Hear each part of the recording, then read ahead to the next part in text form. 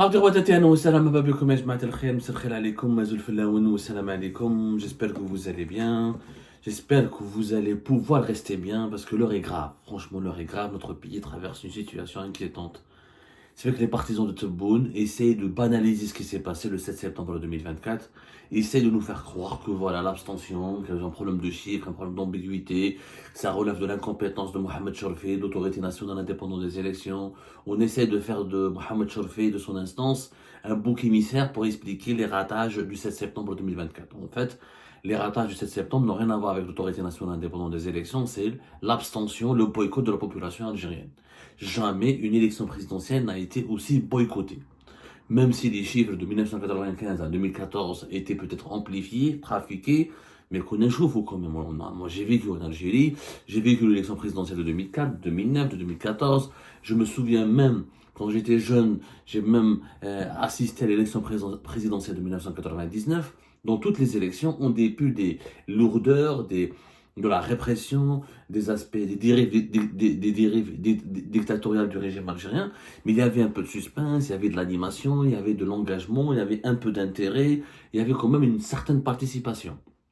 Qu'on le veuille ou non, parce qu'à chaque élection, il y avait un enjeu, ou l'enjeu du premier mandat d'Abdelaziz Bouteflika, ou l'enjeu de sa concurrence et sa compétition avec Ali Benflis pour le deuxième mandat en 2004, ou sa continuité pour 2009, ou la contestation de son quatrième mandat en 2014, mais il y avait toujours des enjeux avec une marge de liberté, une marge de liberté d'expression, une marge de manœuvre pour l'opposition, pour d'autres personnalités, pour d'autres candidats. Et je venais des élections avec Saïd Saadi, avec Boukrouh, avec Ali Benflis, avec Louisa Hannoun, avec des personnalités, يعني Mahfoud Nahna, avec 95 واحد شفنا des personnalités qui ont défilé au fur des années, et on avait un peu de niveau, on avait des élections qui valaient la peine d'être suivies, qui valaient la peine d'être commentées, qui mobilisaient un peu d'Algériens et d'Algériens. Mais là, il n'y a rien, boycott total. Boycott total, on est à des taux de participation de 23%, ce qui est une honte absolue. C'est moins 30%, c'est le taux de participation le moins élevé au monde. C'est catastrophique. Et aujourd'hui, il y a la rupture. Et cette rupture, c'est un cri de colère. Les langues commencent à se délier. شفت أنا اليوم عبد العزيز رحابي, l'ancien ministre de la Culture et l'ancien diplomate, notamment l'ancien ambassadeur d'Algérie au Mexique, Monsieur Abdelaziz Rahabi, qui ces dernières années s'est beaucoup rapproché de Tebboune, il a été consulté par Tebboune et ses conseillers, on lui a même essayé de le réhabiliter, de lui proposer un poste de ministre, il avait refusé, etc. C'était un opposant très, à la fois très positif. Il était dans ce qu'on appelle l'opposition positive. Il allait s'opposer au régime, mais de manière très calme et critiquer. Mais il a beaucoup soutenu la politique anti-marocaine du régime algérien. Il a beaucoup critiqué la France. Il a beaucoup soutenu le régime Tebboune sur certaines de ses positions. Il a critiqué Tebboune sur certaines de ses positions. Mais Ken, il y a un opposant gentil. J'ai vu ce qu'il a déclaré sur Twitter, sur X. الانتخابات الرئاسية الجزائرية أخيرا قال الحراك الصامت كلمته لقد حدث ما كنت أخشاه واستنكرته مرارا البلد تدخل مرحلة من اللا حكم بسبب عدم تلبية مطالب الكبرى للحراك. Voilà, Abdelaziz Rahabi, il parle d'un Hirak silencieux qui a parlé. Il dit nous sommes rentrés dans une situation que je craignais. Il dit l'Algérie est devenue ingouvernable. Ingouvernable puisque la population ne reconnaît pas la légitimité de Abdelmajid Tebboune ni de son système. البلد تدخل مرحلة من لا حكم, une situation de non-gouvernance. Une situation où le pays est ingouvernable. Ingouvernable, à un moment donné, le peuple rejette tout. Il ne participe à rien. Mais 2020 pour la nouvelle constitution, 2021 pour les élections législatives et 2024 pour les présidentielles, les taux de participation à ces trois échéances électorales ont été toujours moins de 25%. Moins de 30 et moins de 25%. Ça veut dire que la majorité écrasante des Algériennes et des Algériens rejette totalement la feuille de route du régime. ما مستعرفين بها, ما يستعرفوش بالنظام الجزائري, ما يستعرفوش la feuille de route d'Abdelmadjid Tebboune, de ses propositions, de ce qu'il est en train de dire, de ce qu'il est en train de promettre à l'Algérie. ما كاينش. Il y a une rupture. Et cette rupture, elle est inquiétante, parce que cette rupture, c'est quoi? C'est le signe de la colère. Cette colère, aujourd'hui, elle est silencieuse, elle est très silencieuse, elle est calme, c'est une colère froide, Mais on n'est pas à l'abri d'une explosion. Parce qu'à un moment donné, 3 ans de boycott, mais 2020, 2021 et 2024, la population rejette, non, non, participe pas. Elle est complètement déconnectée de la population. Et le peuple, il est lui-même, et le régime est lui-même déconnecté de sa population. Ben, on risque cette rupture, cette incompréhension, ce fossé qui sépare les autorités algériennes de leur peuple, demain après-demain, avec l'aggravation des crises sociales et l'aggravation des crises économiques, ça peut susciter une explosion de colère. والمرة هذه on a peur, moi ce que j'ai peur, je comprends. Abdelaziz Rahabi, il a peur d'une contestation qui serait plus pacifique, parce que le Hirak était pacifique en 2019. Le Hirak était très pacifique. Cette fois-ci, c'est les frustrations s'accumulent, la colère s'accumule, ça peut engendrer une explosion qui sera violente. Moi, c'est ce que j'ai peur. Et donc, à un moment donné, le peuple envoie un peu mes messages. Il t'envoie un deuxième message. Il t'envoie un troisième message. Tu ne l'écoutes pas. On continue la répression. On continue les arrestations. On continue de la mauvaise gérance, la mauvaise gouvernance du pays. On continue les mêmes erreurs. On continue d'étouffer les libertés publiques et individuelles. Le pays reste sous-développé, isolé sur la scène internationale. Beaucoup de problèmes avec les partenaires étrangers les plus importants. Une relance économique paralysée. À un moment donné, les gens vont finir par exploser. Même l'esclave, à un moment donné, il risque il se révolte, il se rebelle et il demande sa liberté. Le peuple algérien, il faut se méfier de cette colère silencieuse. Abdelmajid Tebboune doit prendre exemple. Vraiment, il doit écouter maintenant d'autres personnes. Il doit commencer à écouter ses détracteurs. L'entourage de Tebboune, qu'ils soient militaires ou civils, sont en train de le mener vers l'abîme. Parce qu'on a Mousroa. L'Yum Tebboune, ceux et ceux qui lui ont proposé de faire cette élection présidentielle anticipée, celles et ceux qui lui ont demandé de faire une campagne électorale avec les activités clownesques de Bengrina et avec une coalition de partis politiques dont le FLN et le NND sont les anciens héritages du régime de Bouteflika, avec les mêmes méthodes de l'ancien régime, avec les mêmes mensonges, les mêmes manipulations, sans bilan, sans réalisation, sans rien, sans faire des concessions. Tebboune n'a pas fait de concession. Il n'a pas libéré les détenus politiques. Il n'a pas libéré les détenus d'opinion. Il n'a pas gracié des personnalités politiques. Il a laissé aller des en prison. Il a exclu des personnalités qui étaient crédibles. Zobida Assoul aurait pu apporter du souffle, de l'animation à cette campagne, aurait pu répondre aux aspirations d'une partie des partisans du Hirak. Saïd Anarzan aurait pu créer une nouvelle situation, une nouvelle configuration, un nouveau rapport de force. Elle aurait pu gagner un peu l'adhésion des gens en excluant tout le monde, en faisant une élection triangulaire qui est unique dans l'histoire de l'Algérie, avec deux personnalités totalement méconnues, en refusant de libérer le champ politique, en refusant de libérer le champ médiatique, zéro liberté d'expression, zéro débat, zéro polémique, zéro analyse de son bilan, zéro contradiction, zéro concession, tout le monde reste en prison. Au contraire, pendant la campagne électorale, on a arrêté presque 100 personnes. Des personnalités de l'opposition qui Karim Tabou, on a renforcé leur contrôle judiciaire, on a failli les mettre en prison. C'est que Majid Tebboune a lui-même son entourage, la politique, les mesures politiques qui lui ont été conseillées par son entourage, ses conseillers, y compris ses alliés au sein de l'institution militaire, ont mené vers une explosion du boycott. Ah ok, on ne peut pas respirer, on ne peut pas s'exprimer, on ne vote pas. On ne te reconnaît aucune légitimité. Attends, un score stalinien qui rappelle qu'il fait de Tebboune un dictateur comme les dictateurs de certains pays africains arriérés ou de la Corée du Nord ou de la Syrie de Bachar al-Assad. En plus, derrière ce score stalinien, il y a un nombre de votants le plus ridicule de l'histoire de l'Algérie. Comment un président qui a uniquement le vote, l'adhésion de 5 300 000 en Algérien, dans un pays de 47 millions d'habitants, comment un président qui pèse 11% de la population, 21% du corps électoral, comment il peut réunir, fédérer autour de lui, rassembler autour de lui et provoquer ou là enclencher une dynamique nationale. Le pays, pour se relancer économiquement, pour se protéger contre les menaces extérieures, pour préserver son unité nationale, il lui faut un homme, un leader, des institutions qui le fédèrent, qui fédèrent la population. Nous n'avons ni les institutions ni les hommes. Le régime, il est détesté, rejeté, et Abdelmajid Tebboune, son bilan, il est rejeté, détesté, ou mais il se mâche le nas.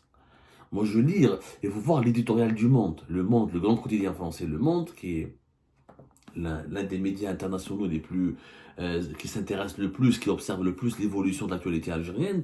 Il a fait un éditorial extrêmement important, intitulé Algérie, l'inquiétant fossé entre le régime et la population.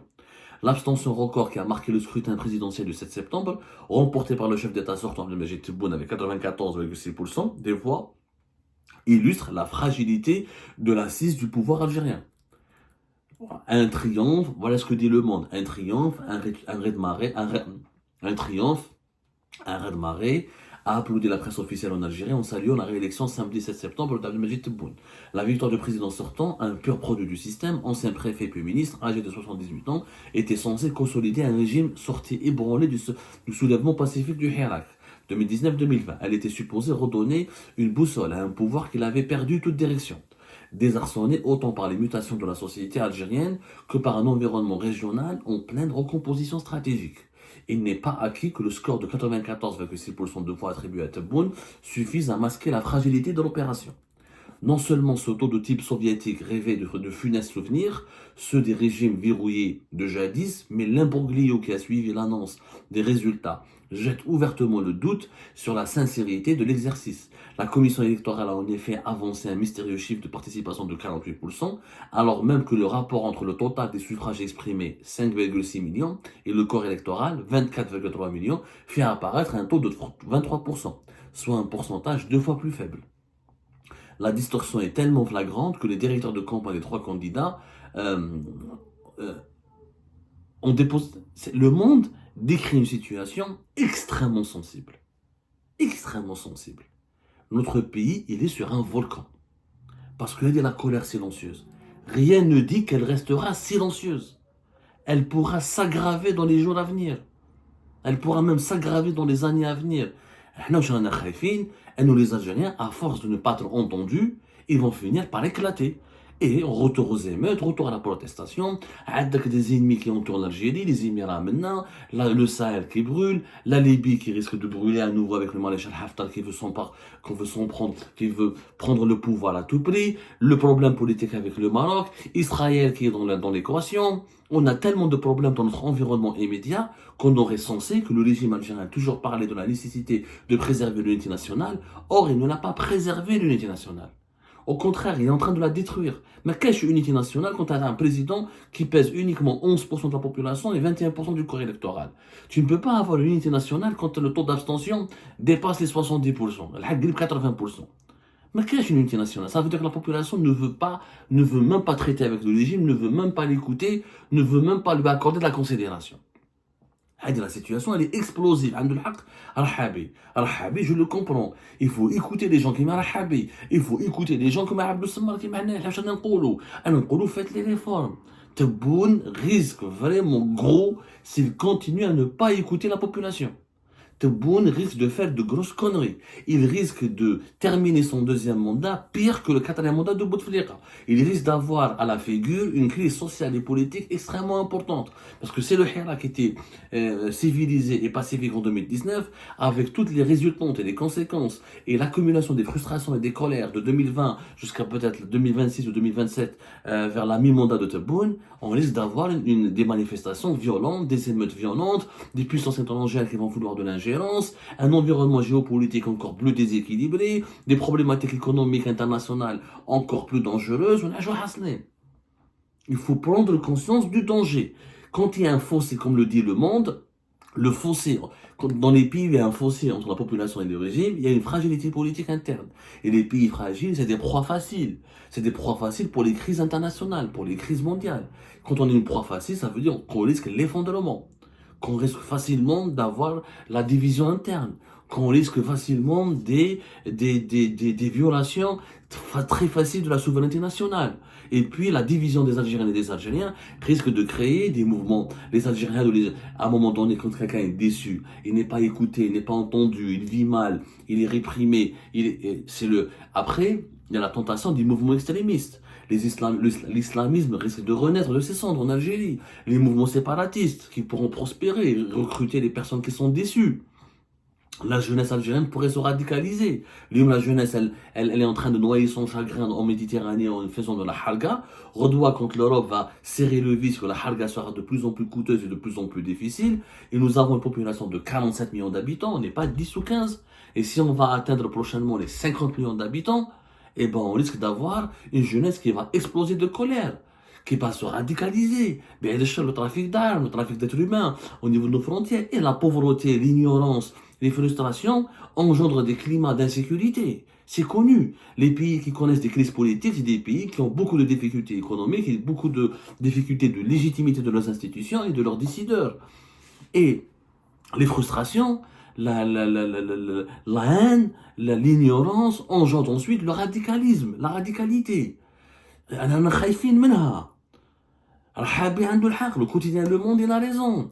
Il faut que le régime algérien arrête de faire son rouleau compresseur en croyant qu'il peut tout maîtriser. Il ne maîtrise rien s'il maîtrisait. Au moins, avec la moitié de la population de ton côté. Regarde, la moitié de la population, elle est d'accord avec le régime, avec ses orientations, avec son programme. Si les Algériens et les Algériens étaient convaincus par la propagande du régime, on est menacé par le Maroc, par Israël, par les Émirats, les Algériens et les Algériens se seraient rués vers les urnes pour reconduire Tebboune. Au moins 50% de la population là, il même pas 23, même pas 25%. Mais 11% uniquement de la population qui a voulu que Tebboune reste, c'est une situation inédite dans l'histoire de l'Algérie. Inédite. Et l'Algérie, elle est sur un volcan. Il faut qu'on le comprenne. Tebboune doit écouter cette colère du peuple. Cette colère, elle est silencieuse pour le moment. Demain, elle ne sera plus silencieuse. Elle peut avoir des dégâts. Elle peut servir ensuite de tremplin pour les interventions et les ingérences étrangères. Et elle peut déstabiliser et mettre en cause l'unité nationale. Le Hirak, il était uni parce qu'il y avait des revendications, un espoir. L'espoir du Hirak s'est évaporé, c'est bon. Même après le Hirak, il peut y avoir de la violence. Et la violence, elle peut mener le pays vers l'effondrement. Il faut que Tebboune se pose, se remette en cause, arrête d'écouter que son entourage, arrête de prendre pour argent comptant et arrête d'être aveuglé par ses certitudes, et écoute ses détracteurs, écoute les personnalités plus sages, qui ont plus de recul, plus objectifs dans leur observation de la vie quotidienne et de la vie politique du pays, et en tire une conclusion, il y a un constat définitif. Le pays va mal. Les Algériens et les Algériens ont divorcé avec leur régime, avec leurs institutions. Si on ne récupère pas le peuple, si on ne récupère pas la population, si on ne sème pas l'espoir, à force de continuer de semer le désespoir, on va semer l'insécurité, on va semer la déstabilisation. Tebboune doit vraiment, maintenant plus que jamais, arrêter de faire des conneries, arrêter d'écouter encore une fois uniquement son entourage et de commencer à se remettre en cause. Comment? On proposera des pistes de réflexion dans nos prochaines émissions.